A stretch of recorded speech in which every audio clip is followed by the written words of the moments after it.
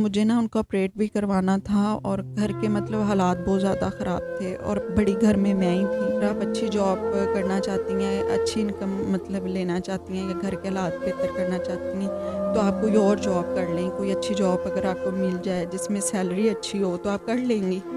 لگا کہ میں پھنس گئی وہاں پہ۔ انہوں نے مجھے جہاں پہ وہاں پہ گئی تو کام ہی کچھ اور بتایا، تو پاؤں تھلے زمین ہی نکل گئی کہ یہ میرے ساتھ کیا ہو گیا اتنا بڑا۔ کیا ڈیمانڈ کی؟ ہمارا کہنا نہیں مانیں گے تو آپ یہاں سے جا نہیں سکتی۔ مارتے تھے، بدتمیزی کرتے تھے، ٹارچر کرتے تھے۔ السلام علیکم ناظرین، آپ دیکھ رہے ہیں ٹو زی پاکستان اور میں آپ کا اپنا میزبان زبیر راجپوت۔ تو ناظرین، ہم ایک بہت سیڈ سٹوری لے کر آئے ہیں اور یہ مہوش کی سٹوری ہے۔ یہ ہمارے ساتھ بیٹھی ہوئی ہیں اور یہ نوکری کے جھانسے کے اندر کسی کے جھانسے میں آ کر یہ دبئی جاتی ہیں اور دبئی جا کر یہ کسی غلط گروپ ہتھے چڑھ جاتی ہیں۔ تو ان سے بات کرتے ہیں کہ یہ جھانسے میں کیسی ہیں، یہ سلسلہ کیا ہے، ان کی سٹوری انہی کی زبانی جانتے ہیں اور ان سے بات کرتے ہیں۔ السلام علیکم۔ جی وعلیکم السلام۔ اچھا، اب ہے نا مہوش، جو آپ نے بتایا کہ مطلب یہ جو آپ دبئی گئیں اور وہاں پہ اس طرح کے جو آپ کے ساتھ یہ معاملہ ہوا ہے، یہ کیسے شروعات کیسے ہوئی اس کی؟ بھائی ایکچولی میں ایک غریب گھر سے بلونگ کرتی ہوں اور میری والدہ بیمار ہیں اور ان کو موڑوں کا بھی مسئلہ ہے، گھٹنوں کا، جوڑوں کا مسئلہ ہے ان کو، اور معدے کا، اور ان کے گردوں میں بھی پتھریاں ہیں۔ تو مجھے نا ان کو آپریٹ بھی کروانا تھا اور گھر کے مطلب حالات بہت زیادہ خراب تھے اور بڑی گھر میں ہی تھی۔ تو میں ایک جگہ پہ جاب کر رہی تھی پہلے سے ادھر پاکستان میں اپنے گھر کے لیے، خرچ کے لیے۔ تو وہاں سے مطلب مجھے کسی نے، اسی طرح میں پریشان تھی گھر کے معاملات سے، تو مجھے کسی نے بتایا کہ اگر آپ اچھی جاب کرنا چاہتی ہیں، اچھی انکم مطلب لینا چاہتی ہیں یا گھر کے حالات بہتر کرنا چاہتی ہیں تو آپ کوئی اور جاب کر لیں۔ کوئی اچھی جاب اگر آپ کو مل جائے جس میں سیلری اچھی ہو تو آپ کر لیں گی۔ تو ظاہری بات ہے بھائی، میں ضرورت مند تھی، گھر کے حالات کی وجہ سے پریشان تھی۔ میں نے ان سے حامی بھر لی کہ ٹھیک ہے میں جاب کر لوں گی۔ انہوں نے مجھے ان سے ملوا دیا۔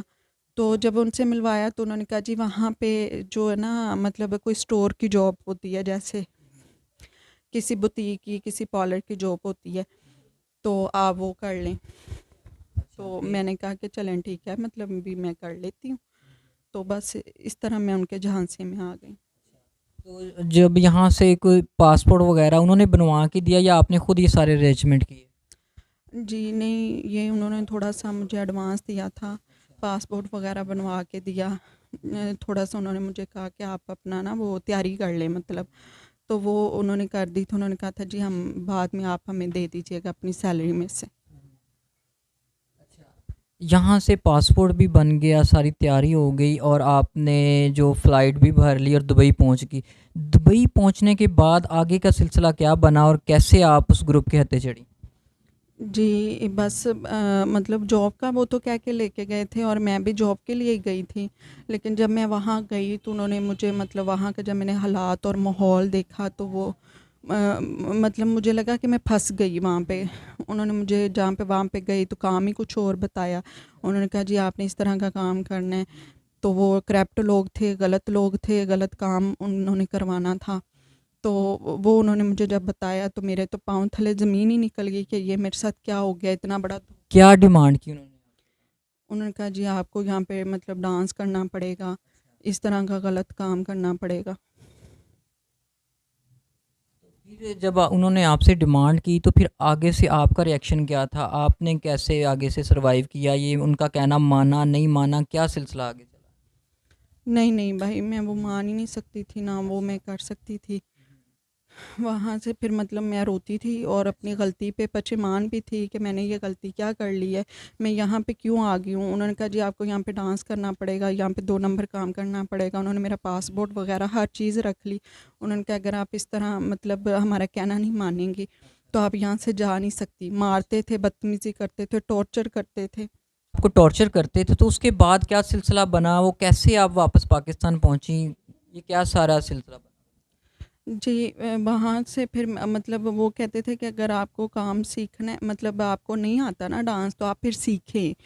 تو باقی بچوں کے ساتھ باہر جایا کریں، جب ہم کام پہ ان کو بھیجتے ہیں تو ان کے ساتھ جایا کریں، تو آپ دیکھیں وہاں سے، آپ ان سے سیکھیں۔ تو بس وہاں سے انہوں نے مطلب ہمیں کہیں بھیجا، تو جب کہیں پہ بھیجا تھا تو وہاں پہ کافی سارے لوگ آئے ہوئے تھے. وہاں سے بس ایک بندے کو میں نے اشارے سے مطلب واش روم کے بہانے میں نکلی تو میں نے بلایا تو میں نے انہیں ساری اپنی بات بتائی کہ اس طرح میں دھوکے سے آئی ہوں اور میرے ساتھ بہت بڑا دھوکہ ہوا ہے, میں پاکستان کی ہوں.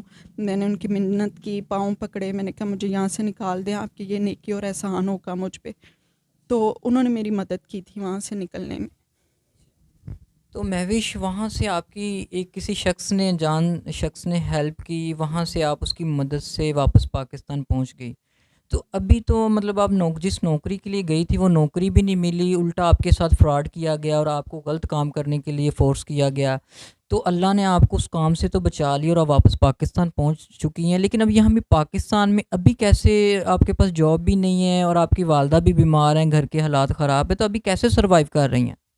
جی میں جب واپس آئی ہوں تو میں نے معافی مانگی ہے اپنی والدہ سے, گھر والوں سے بھی, اور میں اللہ سے بھی توبہ طیب ہوئی ہوں کہ جو غلطی جو گناہ مجھ سے ہونے جا رہا تھا کہ اس سے میں بال بال بچی ہوں, اور میں دوبارہ ایسی غلطی کبھی نہیں کروں گی کہ میں کسی پہ اتنا بڑا بھروسہ کر لوں اور میں اس طرح کا کوئی قدم اٹھا لوں.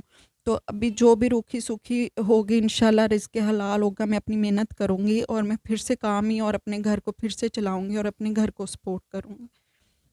مہوش اچھا, کوئی ہمارے ناظرین دیکھ رہے ہیں, اگر وہ آپ کی ہیلپ کرنا چاہیں تو کون سا ایسا کام ہے اگر وہ آپ کی ہیلپ کریں تو وہ آپ کام کر سکتی ہیں اور اپنے گھر کی کنبے کی کفالت کر سکتی ہیں؟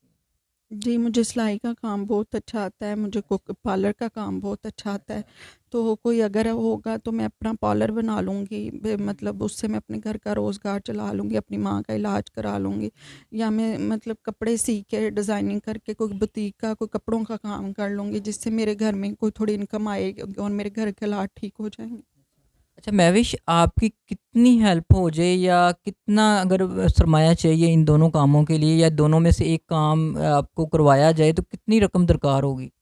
بھائی جو پارلر ہے ہم چھوٹے سبھی سیٹ اپ بنائیں گے تو 4-5 لاکھ روپیہ لگ جاتا ہے, اور اگر ہم سلائی کا بھی کرتے ہیں تو اس میں بھی ہمیں مشینیں بھی چاہیے, کپڑا بھی چاہیے, اور اس طرح سے ایسیسریز چاہیے, اس پہ 2-2.5-3 لاکھ لگ جاتا ہے.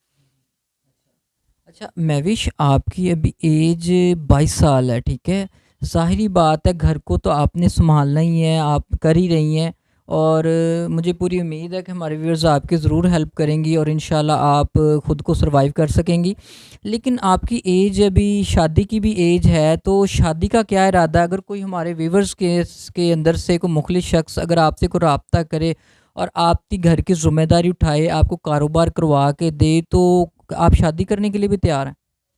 جی بھائی میں مطلب اپنے گھر کو بھی سپورٹ کروں گی اور اپنی والدہ کا علاج بھی کرا سکوں گی, تو ظاہری بات ہے شادی بھی ہونی ہے, تو کوئی اچھا انسان, کوئی نیک انسان ہوگا تو ظاہری بات ہے میں مجھے ہیلپ کر سکے, جو میرے گھر کو ہیلپ کر سکے, تو جو میری ماں باپ پہ فیملی پہ تھوڑا سا قرضہ ہے وہ اتار سکے, تو پھر انشاءاللہ میں ضرور اس بات کے بارے میں بھی سوچوں گی. تو ویورز, آپ نے مہوش کی یہ سٹوری انہی کی زبانی سنی ہے, اور آپ نے دیکھیں کہ اس دنیا میں کتنے ظالم لوگ ہیں اور کسی کی مجبوری سے فائدہ کیسے اٹھایا جاتا ہے. تو ویورز, آپ سے زیادہ ریکویسٹ ہے کہ ان کی زیادہ سے زیادہ ہیلپ کی جائے, ٹھیک ہے, تاکہ یہ رزق حلال کما سکیں. ایک بار یہ غلط کاموں میں جاتے جاتے بچ چکی ہیں, اللہ پاک نے انہیں بچایا ہے, اور اگر آپ چاہتے ہیں کہ یہ بچی رہیں تو ان کی ہیلپ کریں تاکہ یہ اپنے کنبے کا, اپنے خاندان کا, اپنی فیملی کا خیال رکھ سکیں, ان کو 2 وقت کی حق حلال کی روٹی کھلا سکیں. تو ویورز, مزید سٹوریز دیکھنے کے لیے ہمارے چینل کو سبسکرائب کریں, شیئر کریں, دعاؤں میں یاد رکھیے گا, اپنا خیال رکھیے گا, اللہ حافظ.